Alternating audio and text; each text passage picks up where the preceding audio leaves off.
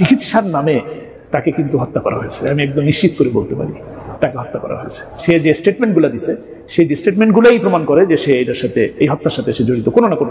শেখ হাসিনা, এই খুনি শেখ হাসিনার যারা দোষর গত 18টি বছর যাবৎ ছিল, তাদের কথা আমরা মোটামুটি এক প্রকার বলেই যাচ্ছি। হবে না, এ কথা বিশ্বাস করো। আমি রাজাকার নই, আমাকে রাজাকার বলে যদি তাকে প্রমাণ করতে না পারে 10 কোটি টাকার মানহানি মামলা দায়ের করব। আমার কষ্ট লাগে, আমার দুঃখ লাগে, আমার রাগ লাগে যে আমাকে এই যুদ্ধ অপরাধীর কথা বলতে হবে এখানে। সাবেক প্রধানমন্ত্রী শেখ হাসিনার বেসরকারি বিনিয়োগ এবং বাণিজ্য উপদেষ্টা সালমান এফ রহমান এবং সাবেক আইনমন্ত্রী আনিসুল হককে রিমান্ডে আছেন। রিমান্ডে তারা বেশ কিছু চাঞ্চল্যকর। প্রিয় দর্শক বন্ধু, আসসালামু আলাইকুম। নতুন একটি নিউজ ভিডিওতে আপনাদের জানাচ্ছি স্বাগতম। আজকের এই ভিডিওতে আপনারা দেখতে চলেছেন আল্লামা দেলোয়ার হোসেন সাঈদীকে কিন্তু নিজ হাতে হত্যা করেছে শেখ হাসিনা, এমন তথ্যই কিন্তু জানিয়েছে গণমাধ্যম। আজকের এই ভিডিওতে আপনারা বিস্তারিতের মাধ্যমে সব কিছু দেখতে পারবেন। শুধু তাই নয় প্রিয় দর্শক বন্ধুরা, আজকের এই ভিডিও তারা দেখতে পাচ্ছেন ডক্টর ইউনূসের প্ল্যান বি কিন্তু শুরু হয়ে গেছে। শেখ হাসিনাকে কিন্তু সারা জীবনের জন্য নিপাত করে দিবে, এমন তথ্যই কিন্তু জানিয়েছে গণমাধ্যম। প্রিয় দর্শক বন্ধুরা, আজকের এই ভিডিওতে সম্পূর্ণ বিস্তারিতের মাধ্যমে সব কিছু দেখতে পারবেন। সেই সাথে সাথে আজকের এই ভিডিওতে দেখতে পারবেন ব্যারিস্টার সুমনকে নিয়ে কিছু চাঞ্চল্যকর তথ্য দিয়েছে জাহিদ টাকি। জাহিদ টাকি বলেছে আগে থেকেই ব্যারিস্টার সুমনের ট্যাগ ছিল দালাল সুমন, চোরা সুমন, এমন সুমন হিসেবেই সবাই চিনতে থাকে। দালালি করেই সে এমপি হয়েছে, এমন কথাও কিন্তু বলেছে জাহিদ টাকি। প্রিয় দর্শক বন্ধুরা, বেশি কথা বলবো না, সরাসরি আপনাদের বিস্তারিত ভিডিওতে নিয়ে যাব। বিস্তারিত ভিডিওটি দেখার আগে একটা রিকোয়েস্ট, যারা এখন এই চ্যানেলটি সাবস্ক্রাইব করে রাখেননি দয়া করে চ্যানেলটি সাবস্ক্রাইব করে দিয়ে পাশে থাকা বেল আইকনটি বাজিয়ে রাখুন। ইতিমধ্যে যারা সাবস্ক্রাইব করে দিয়েছেন সকলকে জানাচ্ছি অসংখ্য ধন্যবাদ।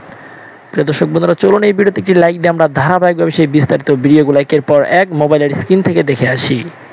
তাকে কিন্তু হত্যা করা হয়েছে। আমি একদম নিশ্চিত করে বলতে পারি তাকে হত্যা করা হয়েছে। নিশ্চিত করে বলতে পারি এই কারণে বলি, কারণ একটা মানুষের হার্ট অ্যাটাক হয়েছে, সেই হার্ট অ্যাটাকের পেশেন্টকে আপনি 7 ঘন্টা ঢাকা শহরের জ্যামের মধ্যে ঘুরেছেন, এরপরে তাকে হাসপাতালে নিয়ে আসছেন, তখন তিনি একটা মিষ্টি মধুর, এর থেকে প্রশান্তির হাসি আর কে দিতে পারে? তিনি সেই রকম একটা হাসি দিচ্ছেন, হাসি দিয়ে সকলকে সালাম জানাইছেন এবং তিনি ভালো আছেন সেই কথা বলছেন। তারপরে হাসপাতালে ভর্তি হয়েছেন, হাসপাতালে ভর্তি করালেন, আপনি নিয়ে গেলেন হাসপাতালে, পরিবারের কারোর সাথে সাক্ষাৎ করার সুযোগ দিলেন না, তারপরে তাকে হঠাৎ করে জানালেন যে তিনি নাই। তো এখন এতে তো বোঝা যায় এর মধ্যে কোনো ষড়যন্ত্র আছে, সেই হিসাবে বলবো। এবং আরও একটা জিনিস, ডাক্তার মোস্তফা জামান, খুব সম্ভবত এরকমই নামটা হবে, তো মোস্তফা জামান সে যে স্টেটমেন্টগুলো দিছে সেই স্টেটমেন্টগুলোই প্রমাণ করে যে সে এটার সাথে, এই হত্যার সাথে সে জড়িত কোনো না কোনোভাবে, পরোক্ষ প্রত্যক্ষ যেভাবেই বলেন। এবং সে নিজের থেকে থানায় গিয়ে জিডি করতে গেছেন নিজের জীবন রক্ষা করার জন্য, তার মানে চোরের মন পুলিশ সে গেছে তার কাছে নিজেকে গার্ড নেওয়ার জন্য। যাই হোক, আমরা কিন্তু এইসব বিষয়ে ভুলি নাই, ভুলবও না। আল্লাহ তাআলা কাছে বিচার দিছি, আল্লাহ তাআলা এই বিচার অবশ্যই করবেন, দুনিয়ার মাটিতেই হবে ইনশাআল্লাহ। যে যেরকম করছেন তার সেরকম ফলো পাবেন। আর আল্লামা সাঈদী এই যুগের একজন মুজাদ্দিদ। কিভাবে এটা বলবো এইভাবে যে তিনি যেভাবে আল্লাহ এই দুনিয়া থেকে বিদায় নিলেন, এই বিদায়ের মুহূর্তগুলো হলো গিয়ে আল্লাহ তাআলার কাছে যে কবুল হয়েছে তার একটা দৃষ্টান্ত আল্লাহ তাআলা দিচ্ছেন।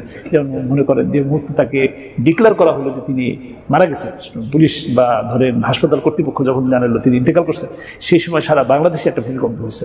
এটা হাদিসে আছে, যখন কোনো আলেম আল্লাহর প্রিয় বান্দা দুনিয়া থেকে চলে যায় তখন মাটি কাঁদে এবং আকাশও কাঁদে। ঠিক তেমনিভাবে যখন তাকে দাফন করা হয় সেই মুহূর্তটাও পুরো আকাশ মেঘাচ্ছন্ন ছিল এবং কিছুক্ষণ পরপরই বর্ষণ হচ্ছিল, বৃষ্টি হচ্ছিল। তো এতে বোঝা যায় যে বর্ষণ কিন্তু আল্লাহর রহমত, একটা রহমতি বান্দা চলে গেছে, আল্লাহ তাআলার আকাশ কাঁদছে। তো এখনো পর্যন্ত বাংলাদেশের অসংখ্য মানুষ তার চোখে পানি ফেলে দোয়া করে। আবার ওই যে কথাটা বললেন, আমার মায়ের কথা বললেন, উনি অত্যন্ত ধৈর্যশীলা একজন মহিলা। আমার বাবা তো আমাদেরকে বেশি একটা সময় দিতে পারেন নাই, কোরআনের জন্য সারা বাংলাদেশের মাঠ তিনি কোরআনের দাওয়াত দিয়ে বেরিয়েছেন, কিন্তু মা আমাদেরকে শাসন করছেন, মাই আমাদেরকে শিখিয়েছেন। সেই মা কিন্তু অত্যন্ত যেমনভাবে শাসন করছেন তেমনিভাবে ভালোবাসছেন, আদর করছেন। সেই মা অনেক ধৈর্যশীল। এই কারণেই বলি যে ধৈর্যশীল এবং বিচক্ষণ, সব দিকেই তার নজরও আছে, আলহামদুলিল্লাহ সব দিকেই তার নজর আছে। তিনি মনে করেন যে তার জীবদ্দশায় আমার বড় ভাইকে হারিয়েছেন, আমার বাবা চলে গেছেন, তিনি অপেক্ষায় ছিলেন যে আমার বাবা ফিরে আসবেন। তো আরো অনেক হারিয়েছে, আমার ভাবিও চলে গেছে, আমার বড় ভাই তিনিও দুনিয়া থেকে চলে গেছেন, আমার ছোট চাচা, আমার মায়ের একমাত্র ছোট ভাই মামা, তিনিও চলে গেছেন। অনেককেই হারিয়েছি ভাই, পরিবারের অনেক লোক দুনিয়া থেকে বিদায় নিছে এই কষ্ট নিয়ে। তো জুলুমের শেষ হয়েছে মনে হয়, হয়তোবা জুলুমের শেষ হয়েছে। আল্লাহ তাআলা আমাদেরকে প্রশান্তির নিঃশ্বাস নেওয়ার, শ্বাস নেওয়ার, প্রশ্বাস নেওয়ার সুযোগ করে দিচ্ছে। আমার ভাইরা যারাই আমার কথা শুনবেন সকলেই সেজদায় যে আল্লাহ শুকরিয়া আদায় করতে হবে যে আমরা একটা সুন্দর পরিবেশ ফেরত পেয়েছি। সামনে পরীক্ষা আসবে, তবে এরকম হবে বলে মনে হয় না। আল্লাহ তাআলা ছোট ছোট পরীক্ষা অবশ্যই নেবেন, কিন্তু সেই পরীক্ষাও যেন আমরা সুন্দর মতো উত্তীর্ণ হতে পারি সেই তৌফিক দান আল্লাহ তাআলা আমাদেরকে দান করেন। আসসালামু আলাইকুম, যারা দেখছেন আশা করি সবাই ভালো আছেন। শেখ হাসিনা, এই খুনি শেখ হাসিনার যারা দোসর গত 18টি বছর যাবৎ ছিল, তাদের কথা আমরা মোটামুটি এক প্রকার বলেই যাচ্ছি। এই কসাই হাসিনা অথবা খুনি হাসিনা অথবা কি বলবো কিলার হাসিনা, তার সাথে যারা দীর্ঘদিন যাবৎ সহযোগী ছিলেন, যারা মন্ত্রী এমপি ছিলেন, যারা তার ভাগবটোরা খেয়েছেন, এই খুনি হাসিনার দলের বাইরে থেকে যারা ছিলেন, যে 14 দলের, এই 14 দলের মধ্যে যারা অন্যতম, তাদের কথা কি আমরা ভুলে যাচ্ছি? দেখুন, এই মানুষগুলো যেভাবে কথা বলতেন, মনে হচ্ছিল একটা সময় যে আওয়ামী লীগের চাইতেও বড় আওয়ামী লীগ তারা, এবং তারা দরাকে সরাজ্ঞান করতেন না, এমনভাবে কথা বলতেন আর এমনভাবে মানে তাদের বিহেভিয়ার করতেন, সেগুলো খুবই উদ্ভট এবং মানে দেখলে এই সমস্ত আচরণ নিজের ভিতরেই গা লাগতো। আসলে একটা মানুষ কীরকমভাবে এত বড় মাপের চাটুকার হতে পারে। তো সেই জায়গা থেকে দাঁড়িয়ে আমরা যদি এই শেখ হাসিনা, আওয়ামী লীগ, যুবলীগ, ছাত্রলীগ, পুলিশ লীগ, বিডিআর লীগ, এই তাদেরকে বিচারের আওতায় আনি, অথবা ব্যাংকো খেকো এস আলমকে আনি, অথবা বসুন্ধরাকে আনি, অথবা সালমান আফিকুর রহমানকে আনি, তার সাথে সাথে এই চাটুকার, এই দালাল, এই কসাইয়ের যে সহচর, তাদেরকে কিন্তু আনতে হবে। আমরা যদি তাদেরকে ভুলে যাই, আমরা যদি তাদেরকে এখন মাফ করে দেই, এরা কিন্তু মানে এদের যেই কার্যক্রম এটা কিন্তু এরা চালিয়ে যাবেন। আর বাংলায় একটি প্রবাদ আছে বা রাজনীতিতে একটি প্রবাদ আছে যে এই যে পচা যে মালগুলো আছে, এই মালগুলোই কিন্তু শেখ হাসিনাকে সেই শেখ মুজিবের মৃত্যুর পর থেকে এই পর্যন্ত তারা কিন্তু শেখ হাসিনাকে খুঁচিয়ে খুঁচিয়ে বা তারাই পটগোল দিয়ে শেখ হাসিনাকে আজকের এই যে একটি দানব তৈরি করা, তার পেছনে কাজ করেছেন। তো আমরা প্রথমেই আসি হাসানুল হক ইনুর কথা। আপনারা জানেন যে ট্যাঙ্কের উপর সে নেচে ছিল, শেখ মুজিবকে হত্যার সাথে তার জড়িত থাকার কথা পাওয়া যায়। তারপরেও কিন্তু শেখ হাসিনা তাকেই সবচাইতে বেশি মূল্যায়ন করতেন একটি সময়। এই জাসদের হাসানুল হক ইনুকে একটা সময় তিনি তথ্যমন্ত্রী বানিয়েছিলেন শেখ হাসিনা। আর এই ইনু তথ্যমন্ত্রী থাকার সময়কালে তার যে অপকর্ম, দুর্নীতি, বিভিন্ন ফ্ল্যাট, বিভিন্ন বাণিজ্য, যত প্রকারের মানে সুযোগ সুবিধা নেওয়া, তার যে আখের গুচানোর যে কর্মকাণ্ড, সেটা ঠিক যেভাবে তিনি করেছিলেন, তার সময়কালে কিন্তু আমাদের বিএনপির যিনি অ্যাক্টিং চেয়ারপারসন জনাব তারেক রহমান, তার যেই সংবাদ এগুলো নিউজ করা যাবে না, এই হাসানুল হক ইনুরই কিন্তু প্রধান ভূমিকাটা পালন করেছিলেন। তো এই ইনু বিএনপি বা বিরোধী দলের মত প্রকাশের যে বাধার একটি প্রধান কারিগর হিসেবে কিন্তু কাজ করেছিলেন। তো তাকে আমরা ভুলে যাই যদি সমস্যা, এবং তাকে বিচারের আওতায় আনতে হবে, এনে তার শাস্তির ব্যবস্থা করতে হবে। দ্বিতীয় যে লোকটি আমরা দেখি, তিনি হচ্ছেন রাশেদ খান মেনন। তিনি ওয়ার্কার্স পার্টি করেছিলেন। এই রাশেদ খান মেনন কিন্তু এই শেখ হাসিনা সরকারের আমলেও মন্ত্রী হয়েছিলেন, ডাক ও টেলিযোগাযোগ মন্ত্রী, আপনাদের মনে থাকবার কথা। এবং ঢাকায় যে কেসিনিউ কাণ্ডগুলো হয়েছে, সেই কেসিনিউ কাণ্ডের যে অন্যতম সহযোদ্ধা ছিলেন আওয়ামী লীগের সন্ত্রাসী, যুবলীগের সন্ত্রাসী যারা আছেন তাদের সাথে। তো তাদেরকে সবকিছু মিলিয়ে এই তাদের যে কর্মকাণ্ড, তার সাথে কিন্তু এই রাশেদ খান মেনন সরাসরি সম্পৃক্ত ছিল। সেই কেসিনিউ কাণ্ডের দুর্নীতি বলুন, ডাক টেলিযোগাযোগ মন্ত্রণালয়ের বিভিন্ন দুর্নীতি বলুন, সবকিছুর সাথে যেহেতু সে সম্পৃক্ত, তো তাকেও কিন্তু আমরা ভুলে গেলে চলবে না, তাকেও বিচারের আওতায় আনতে হবে। এবং এই যে গুম, খুন, হত্যাযোগ্য এবং এই ছাত্রদের আন্দোলনের দমন নিপীড়নের জন্য এই হাসানুল হক ইনু, রাশেদ খান মেনন, এই গংরা কিন্তু খুব তাৎপর্য ভূমিকা পালন করেছে শেখ হাসিনাকে এই দানব বানাতে। তারপরে যদি বলি যে জিএম কাদের, আওয়ামী লীগের দীর্ঘদিনের সহযোদ্ধা এবং আওয়ামী লীগের এই শেখ হাসিনার ক্যাবিনেটের একজন মন্ত্রী ছিলেন এই জিএম কাদের।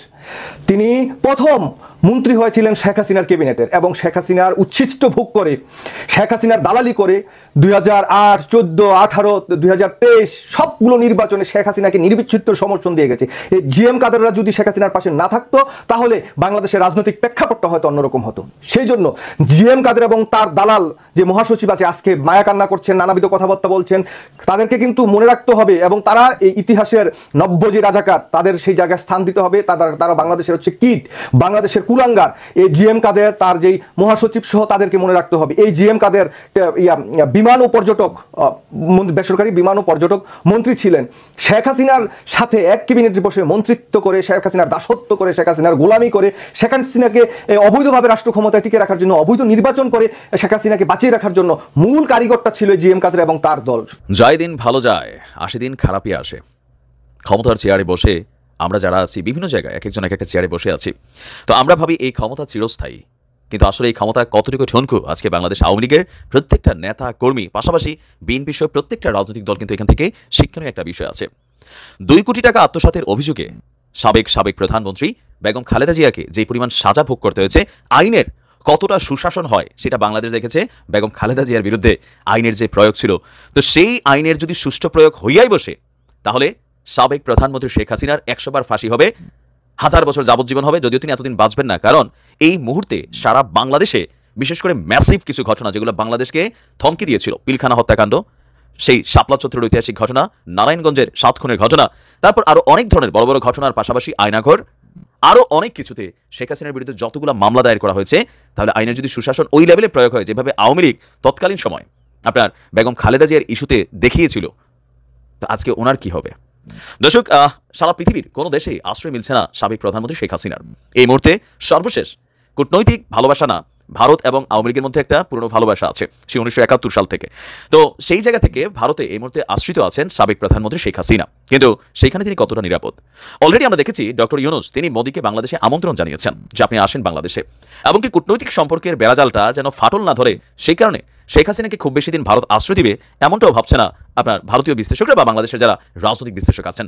তো ভারত এবং বাংলাদেশের মধ্যে একটা দ্বিপাক্ষিক চুক্তি আছে, কূটনৈতিক চুক্তি আছে, পররাষ্ট্র চুক্তি আছে। সেই চুক্তি অনুযায়ী যদি বাংলাদেশের কোনো ওয়ান্টেড কোনো ক্রিমিনাল ভারতে থাকে, সেই ক্ষেত্রে ওই দেশের সরকার কূটনৈতিক সম্পর্ককে বা পররাষ্ট্র নীতিকে বলবৎ রাখার জন্য সেই ব্যক্তিকে বা অপরাধীকে বাংলাদেশে ফিরিয়ে দিবে, এরকম একটা চুক্তি আছে। আর সেই চুক্তির আওতায় কি পড়তে যাচ্ছেন শেখ হাসিনা? এই মুহূর্তে শেখ হাসিনার জন্য আজরাইলের একটা প্রতিচ্ছবি হচ্ছে, বড় আজরাইলের প্রতিচ্ছবি হচ্ছে ডক্টর ইউনূস, আর মিনি আজরাইল হিসেবে ভূমিকা পালন করছে নাহিদ। আজকে নাহিদ যে ঘোষণা দিয়েছে সেই ঘোষণাটা অনেকে হালকা নিচ্ছেন, বাট আমি কিন্তু হালকা নিচ্ছি না। শেখ হাসিনার যেই রাজত্ব ছিল অথবা ধরেন তার যে সিস্টেমটা ছিল, প্রশাসন, পলিটিশিয়ান বা বিভিন্ন সেক্টরে সবকিছু কিন্তু গুড়িয়ে দেওয়া হয়েছে। আর এরপর পরই আলোচনায় উঠে এসেছে এই যে মামলাগুলো হচ্ছে দ্রুততম সময়ের মধ্যে বিচারের আওতায় আনার জন্য শেখ হাসিনাকে দেশে ফিরিয়ে আনার জন্য অলরেডি তৎপরতা শুরু করে দিয়েছে সরকার। আর এই তথ্য দিয়েছে কে? উপদেষ্টা নাহিদ।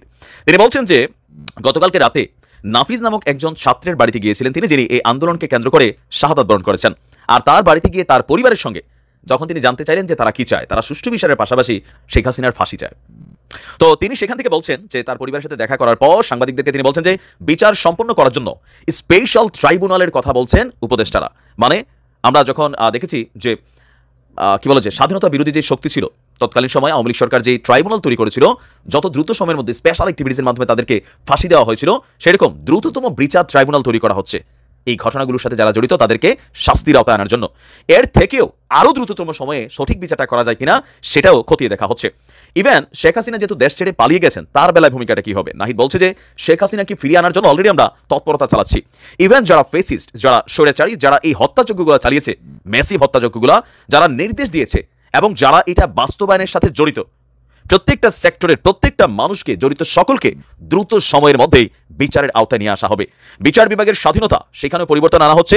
বিচারপতি সহ, প্রধান বিচারপতি সহ আপিল বিভাগের বিচারপতিও পরিবর্তিত হয়েছে।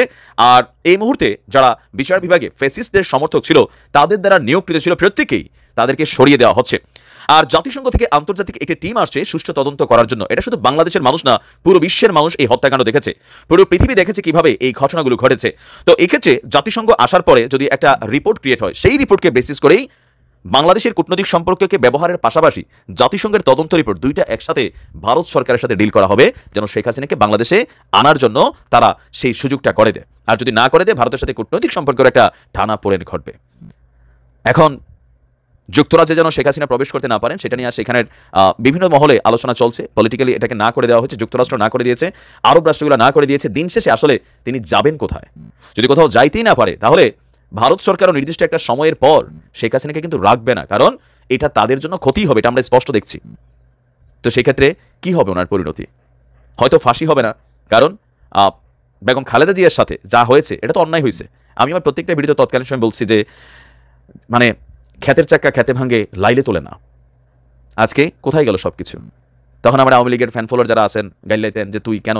ভাই আমি তো দেখতাম এগুলো দূর থেকে আমরা দেখতাম। জুলুমের পরিমাণটা যখন এক্সট্রিম লেভেলে যায় সেটা রিয়াকশন ক্রিয়েট করে। আজকে আমি সেই আমার ভিডিওগুলো একটু ঘাটেন, দেখেন গত 1-1.5 বছর বেগম খালেদা জিয়ার চিকিৎসা ইস্যুতে বা তারেক রহমানের মেয়ে জাইমা রহমানকে নিয়ে যে কি বলা যায় একটা ছিল ডক্টর মুরাদের সাথে একটা ছেলে ছিল যে নাহিদ, এরা যে ধরনের নোংরা কুরুচিকর মন্তব্য করেছিল, তখন আমি এগুলো নিয়ে বলছি যেগুলো একটা সময় কিন্তু ব্লাস্ট হবে। সেই দিনে সব কিছু শুধু চোখের সামনে ঘটবে, কিচ্ছু করার থাকবে না। আওয়ামী লীগের প্রত্যেকটা নেতা এমপি এত পরিমাণ দুর্নীতি লুটপাট করছে, যখন এই চিত্রগুলো গণমাধ্যমে দেখি আশ্চর্য হয়ে যাই। আমরা রাজনৈতিক দলকে সাপোর্ট করতে পারি, কিন্তু তাদের অন্যায় কেনা, তাদের জুলুম কেনা, নির্যাতন কেনা, এগুলোর পক্ষে আমাদের অবস্থান কখনোই ছিল না। ভালো থাকবেন। সোশ্যাল মিডিয়ায় ব্যারিস্টার সুমন নামটার সাথে অনেকেই দীর্ঘদিন থেকে বাটপার শব্দটা যোগ করেন, একেবারে রাইটলি। আমি তাকে আরো স্পেসিফিকলি যদি বলতে চাই, এই ভদ্রলোক আসলে একটা মুনাফিক। আমরা যারা আওয়ামী লীগ করেন, প্রকাশ্যে আওয়ামী লীগ করেন, তাদের সম্পর্কে আমাদের যে পারসেপশন সেটা স্পষ্ট। আমরা জানি উনি আওয়ামী লীগ করেন, উনি এই বাজে বিভৎস দলটা করেন।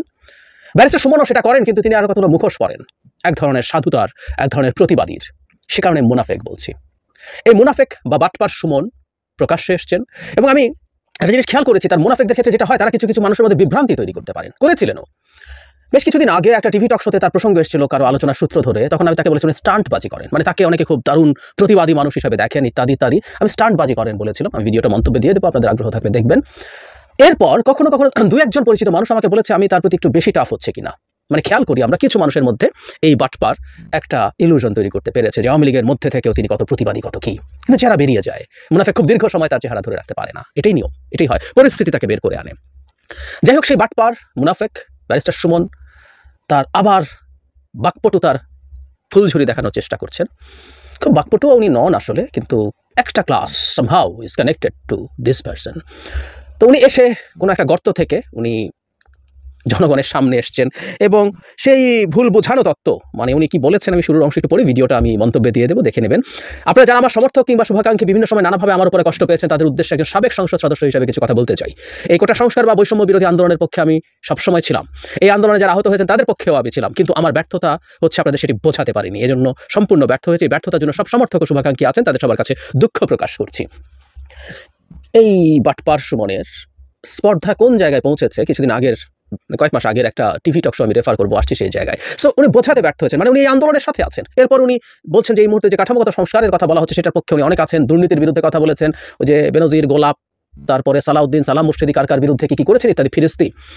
মজার ব্যাপার হচ্ছে এসব চুরি, ডাকাতি, বর্বরতা, অসভ্যতা বাংলাদেশে যার কারণে হয়েছে শেখ হাসিনা আবার ওনার নেত্রী, উনি তাকে নেত্রী মানেন, তিনি তার মাননীয় শেখ হাসিনা, তার রক্তে আওয়ামী লীগ প্রবাহিত হয়, এসব কথাবার্তা আছে, কোথায় আছে আমি বলছি একটু পরে, সেটা কিছু না। সুতরাং উনি মাঝখান থেকে এসে অল্প কিছু কথা, দু একজন মানুষ যারা তার হিসাব নিকাশের বাইরে আছে, যে খরচ হয়ে যাচ্ছে। আমি আমার ভিডিওতে বলেছিলাম উনি বেনজিরকে, যেহেতু সরকার এখন খাবে, তাই বেনজিরকে নিয়ে দুদকে যান, কিন্তু উনি তো ভূমিমন্ত্রী, মানে সাবেক ভূমিমন্ত্রী ছিলেন, যার সম্পদ নিয়ে বিরাট কথাবার্তা আছে, সাইফুজ্জামান চৌধুরী, তাকে নিয়ে তো দুদকে যান নাই। তার মানেটা হচ্ছে যেটা সরকার মেরে ফেলেছে, মারবে বলে সিদ্ধান্ত নিয়েছে, সেটা নিয়ে খুব লাফালাফি উনি করেন। সুতরাং ওনার এগুলো দেখেই তার ভণ্ডামি বুঝি এবং তার স্টান্টবাজি বোঝা যায়। এবং আবারও বলছেন কিছুটা ইলুশন তৈরি করতে পেরেছেন, কিন্তু সেটা ভেঙে পড়েছিল শেষ পর্যায়ে এসে ৪ অগস্ট, সেই প্রসঙ্গেও আসছি। তার একটা স্পর্ধার কথা বলছিলাম, আমি একটা টক শোর লিঙ্ক মন্তব্যে দিই, আপনাদের অনেকের অবাক লাগবে যারা টক শোটা দেখেননি। Somehow it came in front of me, এবং আমি সেই টক শোতে অবাক হয়ে দেখলাম তিনি বিএনপির দায়িত্ব নিতে চাইছেন, মানে বিএনপি একটা অথর্ব দল, এবং সেই জায়গায় তিনি বলছেন, উনি প্রধানমন্ত্রীকে ওনার বলতে ইচ্ছে করে যে মাননীয় প্রধানমন্ত্রী, উনি বলছেন আমাকে বিএনপির দায়িত্বটা দেন, তাহলে একটা শক্তিশালী বিরোধী দল উনি তৈরি করে দেখাবেন। খেয়াল করি আমরা, বিএনপির দায়িত্ব নেবেন সেটা তার মাননীয় প্রধানমন্ত্রীর কাছে উনি চাইছেন, মানে প্রধানমন্ত্রী তাকে বিএনপির দায়িত্ব দেবেন, দিলে তিনি নিতে পারবেন। এবং সেখানে যে উপস্থাপিকা আছেন আমরা অনেকে চিনি, একেবারে আওয়ামী লীগের হয়ে তথাকথিত উপস্থাপনা উনি করতেন, এখনো করেন কিনা জানি না। তিনিও খুব সুন্দর করে ফোড়ন কাটছেন, কি মজা বিএনপিকে নিয়ে তাচ্ছিল্য করায়, বিএনপি শেষ, বিএনপি আওয়ামী লীগের লোকজন যা করে আর কি, সেগুলো নিয়ে তাচ্ছিল্য করছেন। দুজন মিলে কি মজার মজমা বসানো বলি না, মজমা বসিয়েছিলেন। এই লেভেলে গিয়েছিল এই বাটপারটার স্পর্ধা। কিছু মানুষ তার ভিডিও দেখেছে, এবং আমাদের অনেকেই তো খুব গভীরভাবে তলিয়ে দেখি না। আমি বছর 4-5 আগেই ওর এই বাটপারি নিয়ে, ও যে বাটপারি করছে সেটা নিয়ে কলামও লিখেছিলাম অনেক আগে, যখন সে ময়লার ডাস্টবিনে দাঁড়িয়ে লাইভ করে, যেখানে ময়লার ডাস্টবিন, ওখানে ময়লার মধ্যে দাঁড়িয়ে লাইভ করতে হয় না, ওখানে একটা ফিলার রাস্তার মাঝখানে টেনে নিয়ে আসে। আমি তখন প্রথম তার কিছু ভিডিও দেখার চেষ্টা করেছি, since I was interested to right about him. Awami League তাকে আসলে নামিয়েছিল, পরবর্তীতে এবারও তো মনোনয়ন দেয়নি, কিন্তু স্বতন্ত্র হিসেবে দামি নির্বাচন এসে নির্বাচিত হয়েছে, এবং সেটা নিয়ে খুবই হ্যাডাম দেখাচ্ছে, এবং কিছু ক্ষেত্রে সরকারের কিছু মানুষের বিরুদ্ধে সমালোচনা করছে। তো তাকে আসলে এভাবেই সামনে আনার চেষ্টা করা হচ্ছিল, এক ধরনের বিরোধী ভাব, সংসদে 2-4টা বিরোধী কথাবার্তা, কিন্তু সবকিছু বেরিয়ে গেল 4 আগস্ট। উনি রাস্তায় নেমেছিলেন এবং বিভৎস ভাষায় হুমকি ধামকি দিয়েছিলেন। তারও আগে 16 জুলাই এই ভদ্রলোক স্পষ্টভাবে স্টুডেন্টদেরকে বলেছিল শেখ হাসিনা যা বলেছে তা মেনে নেওয়ার জন্য। উনি বলেছেন, তার কাছে যেহেতু জনগণ, সাংবাদিকরা জানতে চেয়েছিল, সেখানে তিনি ক্লিয়ারলি বলেছেন, একদম ক্লিয়ারলি উল্লেখ করেছেন যে 1 মাসের সময় চেয়েছে, 1 মাস সময় দেওয়া উচিত, এভাবে রাস্তায় আন্দোলন করে, মানে প্রধান বিচারপতি শেখ হাসিনা যা বলেছেন হুবহু একই কথা উনি বলেছেন। সুতরাং উনি স্টুডেন্টদের সাথে ছিলেন, আবার দাবি করছেন। ভয়ঙ্কর ব্যাপার হচ্ছে 4 তারিখ, আমি ভিডিওটা শেষে যোগ করে দিচ্ছি, আপনারা দেখবেন। কি হুঙ্কার তিনি ছাত্রদের বিরুদ্ধে দিচ্ছেন, কি বিভৎসভাবে হুমকি দিচ্ছেন যে তাদের সরকারকে পদত্যাগের আহ্বান জানিয়ে তারা কি মারাত্মক ক্রাইম করেছে তারা এবার দেখিয়ে দেবে ছাত্রলীগ যুবলীগ মিলে। তিনি যে কত বড় আওয়ামী লীগ, তার রক্তে কি পরিমাণ মুজিবা শেখ হাসিনার ঘুরে বেড়ায় সেগুলো বলছেন, হুমকি দিচ্ছেন, স্পষ্টভাবে হুমকি দিচ্ছেন। এই বিভৎসতার পরও এই বাটপার মনে করছে এসব কথা বলে জনগণকে খুব সুন্দরভাবে ভুল বুঝিয়ে আবার চলে আসা যাবে। একটা কথা বলি, মানে ওই ক্ষমতার সাথে থাকা লোকই তো আসলে এই দেশের মানুষ যে সব বোঝে, সব কিছু জানে, সব কিছু দু একবার একটু হয়তো কনফিউজ থাকে, কিন্তু সিচুয়েশন বুঝিয়ে দেয়। আবার তার জন্য এসব করা মোটেও সহজ কোনো কাজ নয়, এটা বুঝতে হবে। দেশের লোকজনকে ভুল বোঝানো খুব দীর্ঘ সময় যায় না, শেখ হাসিনা তো পারেই নাই। এই বাটপারটা কিছুদিন কাউকে আমি ব্যক্তিগতভাবে দেখেছি পেরেছিল, কারণ আমরা তো সামষ্টিকভাবে দেখি না, গভীরভাবে তলিয়ে দেখি না, অনেক কিছু মিলিয়ে দেখি না, ফলে আমরা এই ভুলগুলো করি, এই ভুলগুলো আমাদের হয়। তার ক্ষেত্রে হয়েছে 4 তারিখে সব কিছু একেবারে দিনের মতো পরিষ্কার হয়ে গেছে। তারপরও স্পর্ধা দেখি তারা এসে আমাদেরকে বোঝাতে তিনি ভুল করেছেন এবং এই দুর্নীতি বিরোধী অভিযানের পাশে তিনি থাকতে চান। তার মানে উনি আবার যে কোনো দিন গর্ত থেকে বেরিয়ে মাঠে আসার পায়তারা করছেন এবং এগুলো সবগুলো আসলে আওয়ামী লীগকে পুনর্বাসন করার জন্য মাঠে নামার চেষ্টা করবেন। আমরা যাতে তাদের কথা নিয়ে খুব সিরিয়াসলি সতর্ক থাকি। বাংলাদেশে যাবতীয় যত দুর্নীতি হয়েছে, এই দেশে যত রকম সংকট হয়েছে, এই দেশের প্রশাসনিক ব্যবস্থা, দেশের বিচার বিভাগে, দেশের রাষ্ট্রীয় কাঠামো যা ভেঙে গেছে, যা ধ্বংস হয়েছে, তার জন্য একমাত্র দায় শেখ হাসিনা। উনি চেয়েছেন বলে এগুলো ধ্বংস হয়েছে, তারপর তার পাশে এগুলো ধ্বংস করতে চাওয়ার মতো আরো সাঙ্গপাঙ্গ জড়িত হয়েছে। কেউ স্পষ্ট চেহারা নিয়ে আওয়ামী লীগ হয়ে, পুলিশ লীগ হয়ে, আমলা লীগ হয়ে, স্পষ্টভাবে ব্যবসায়ী লীগ হয়ে, নানানভাবে স্পষ্টভাবে হয়েছে। আর কেউ ব্যারিস্টার সুমনের মতো মুখোশ নিয়ে মুনাফেক হয়েও এরকম এই তালিকায় আমরা কিছু সাংবাদিক দেখবো, কিছু ভার্সিটির টিচার দেখবো, তারাও এই তালিকায় যোগ হয়েছে। সুতরাং এই যাবতীয় সবকিছুর কেন্দ্র শেখ হাসিনা। মজার ব্যাপার, আজকের বক্তৃতাতেও তার শেখ হাসিনা ইজ ইনট্যাক্ট। তারা যেমন বলতেন শেখ হাসিনাকেও ভুল বোঝানো হয়, ভুল বুঝিয়ে সবকিছু করা হয়, উনি ওই তরিকাতেই আছেন। আমরা এটা খুব স্পষ্টভাবে বুঝতে পারছি। যাই হোক, আমি মনে করি 4 আগস্টের পর বাটপার সুমনকে নিয়ে আর কারো কনফিউশন থাকার কথা না। তারপরও কথাগুলো বলে রাখলাম, আমরা যেন সতর্ক থাকি। ক্ষমতা থেকে নামাইতে চাও, এতে বোঝা গেল তোমাদের মনের মধ্যে তোমরা সততা নাই, তোমাদের সাথে আমরা থাকতে পারি। আওয়ামী লীগ সম্পর্কে এদের ধারণা আছে কিনা জানি না, বন্ধুর আদর্শে যে ধারণ করে এ দেশ ছেড়ে যাওয়ার মানে সব আপাতত বন্ধ রেখে আমরা বঙ্গবন্ধু কন্যারে এই ক্রাইসিস মোমেন্টে বাঁচানোর জন্য যে যার জায়গা থেকে আমাদেরই অনেকের সন্তান যারা এই আমাদের সরকারের বিরুদ্ধে আন্দোলন করতেছে, এরা নিজেরাই জানে না যে এই সরকারের পতন ঘটে এরা যে ওদেরকে বুঝাইতে হবে। এবং আপনারা সোশ্যাল মিডিয়াতে আপনারা দেখবেন প্রতিদিন সকালবেলা উঠে হঠাৎ করে বলে ওবায়দুল কাদের দেশ ছেড়ে থাকছে, হঠাৎ করে বলে ব্যারিস্টার সুমন চলে গেছে, হঠাৎ করে বলে ব্যারিস্টার তাপস চলে গেছে। এইটা এদের প্রপাগান্ডা। শামীম ওসমান নাই, কালকে সারাদিন শামীম ওসমান পার্টি অফিসে। এরা চাইতেছে এই লোক গুজব করাইয়া এরা সরকার পতন ঘটাইতে চায়। আমার একটা বিশ্বাস 2001 সাল থেকে আমি দেখছি আওয়ামী লীগ যত চাপের মধ্যে পড়ে তত শক্তিশালী হয়ে। আওয়ামী লীগ সম্পর্কে এদের ধারণা আছে কিনা জানি না, বন্ধুর আদর্শে যে ধারণ করে এ দেশ ছেড়ে যাওয়ার মানে এই দেশেই তো মৃত্যু হইব, মৃত্যু তো আগে পরে একদিন হইবই। আদর্শের কারণে মৃত্যু হইলে এই মৃত্যু সম্মানে দেব। আমি আপনাদেরকে বলবো ধৈর্য ধরে থাকবেন, তবে দেয়ালে যদি পিঠ থেকে যায় আর আওয়ামী লীগ যদি দাঁড়াই যায়, আমি বলতে চাই আমি যখন স্বতন্ত্র এমপি হয়েছি, আমি আওয়ামী লীগের সাথে নৌকার সাথে প্রতিদ্বন্দ্বিতা করে এমপি হয়েছি। আমার এরা ভাবছে যে আমারে বলে এক সময় বলে যে আপনি প্রধানমন্ত্রী হয়ে যাবেন, প্রেসিডেন্ট হয়ে যাবেন, এইসব বলে আমার লোভ দেখায়। কিন্তু এরা জানে না যে আমি স্বতন্ত্র এমপি হইলে আমার রক্তের মধ্যে বঙ্গবন্ধুর আদর্শ। প্রধানমন্ত্রী তার অমুকের লোভ বঙ্গবন্ধুরে কেউ দেখাইতে পারে না। আমি তার আদর্শের সৈনিক। আমারে বলছে যে স্বতন্ত্র এমপি হিসাবে আপনার বক্তব্য কি? আমি বলছি তোমাদের দাবি যখন কোটা সংস্কার ছিল তখন 80% আওয়ামী লীগের তোমাদের পক্ষে ছিল। যে কোনো মৃত্যুর প্রতিবাদ আমরা করি, কিন্তু তোমরা যদি আমার নেত্রীকে মেনটেন করতে চাও, জননেত্রী শেখ হাসিনারে তোমরা ক্ষমতা থেকে নামাইতে চাও, এতে বোঝা গেল তোমাদের মনের মধ্যে তোমরা সততা নাই, তোমাদের সাথে আমরা থাকতে পারি। যারা আজকে আন্দোলন করে এরা তো আগুন দেয়, এরা মানুষ মারতে শিখছে। আওয়ামী লীগ এরা চিনে না, আওয়ামী লীগ মারতে না মরতেও শিখছে। তোমরা তো মারতে শিখছো, আর আওয়ামী লীগ মারতে এবং মরতে দুটাই শিখছে। আমার বিশ্বাস এখানে যারা আছেন মুরব্বীরা আমার চেয়ে অনেক বেশি প্রজ্ঞা অভিজ্ঞতা রাখেন। তাদের নেতৃত্বে আমাদের যত গ্রুপিং আছে সব আপাতত বন্ধ রেখে আমরা বঙ্গবন্ধু কন্যারে এই ক্রাইসিস মোমেন্টে বাঁচানোর জন্য যে যার জায়গা থেকে আমি এদেরকে জিজ্ঞেস করছি, তোমরা যে ক্ষমতা নিতে চাও শেখ হাসিনার কাছ থেকে, মিয়া কারা হবা? তোমরা এমপি মন্ত্রী কারা হবা? তাহলে একটা কাজ করো, তোমরা যারা সমন্বয়ক, তোমরা 100 জন না 150 জন, তোমরা এসে ক্ষমতা নিয়েছো। কিন্তু তোমরা তো আসবা না, তোমরা তো এই যোগ্যতা নাই। তোমরা বড় সুন্দর করে আমাদের হাতে দিয়ে দিবা। তোমরা ক্ষমতা নিয়ে জমা দিয়ে আসবো। এদেরকে ব্রেইন ওয়াশ করছে, আমাদের লোকজনকে ব্রেইন ওয়াশ থেকে বাঁচাইতে হবে। এরা আমাদেরই সন্তান, এদের বিরুদ্ধে আমরা দাঁড়াইতে চাই না। আমরা বারবার গার্জিয়ানদেরকে বলতে চাই, অযথা এদেরকে রক্তের খেলায় নামায়েন না। এরা এই জীবনের শুরুতেই ধ্বংস করা শিখে যাচ্ছে, এদেরকে দিয়ে প্রকৃত নাগরিক বানাইতে পারবেন না। আমি যত গার্ডিয়ান আছে তাদেরকে বলবো, এখনই এদেরকে আইন ভাঙার পথে নিয়ে যাবেন না। এরা আমাদের সন্তান, এরাই হবে ভবিষ্যৎ বাংলাদেশের সন্তান। আমি বলবো জামাত শিবিরের আর বিএনপির এই প্ররোচনায় পড়ে দেশটারে ধ্বংস করবেন না। এই দেশটা জননেত্রী শেখ হাসিনার হাতে প্রায় 30 বছর আগে গেছে, আর এদের হাতে পড়লে আরো 50 বছর পিছাই যাবে। আমি আবারও ধৈর্য ধরে নেতৃত্বের আন্ডারে থেকে এই ক্রাইসিস মোকাবেলার আহ্বান জানিয়ে আজকের মতো। প্রিয় দেশবাসী, শুরু থেকে শেষ পর্যন্ত যারা এই ভিডিওটি দেখেছেন সকলকে জানাই অসংখ্য অসংখ্য ধন্যবাদ। যারা এরকম নিউজ ভিডিও পেতে পছন্দ করেন তারা অবশ্যই এই চ্যানেলটি সাবস্ক্রাইব করে পাশে থাকা বেল আইকনটি বাজিয়ে দিবেন। যারা এখন এই ভিডিওটি শেয়ার করেননি, এই ভিডিওটি দ্রুত শেয়ার করে সকলকে দেখার সুযোগ করে দিন। আজকের মতন এই পর্যন্ত দেখা হচ্ছে পরবর্তী কোনো ভিডিও নিয়ে ইনশাল্লাহ।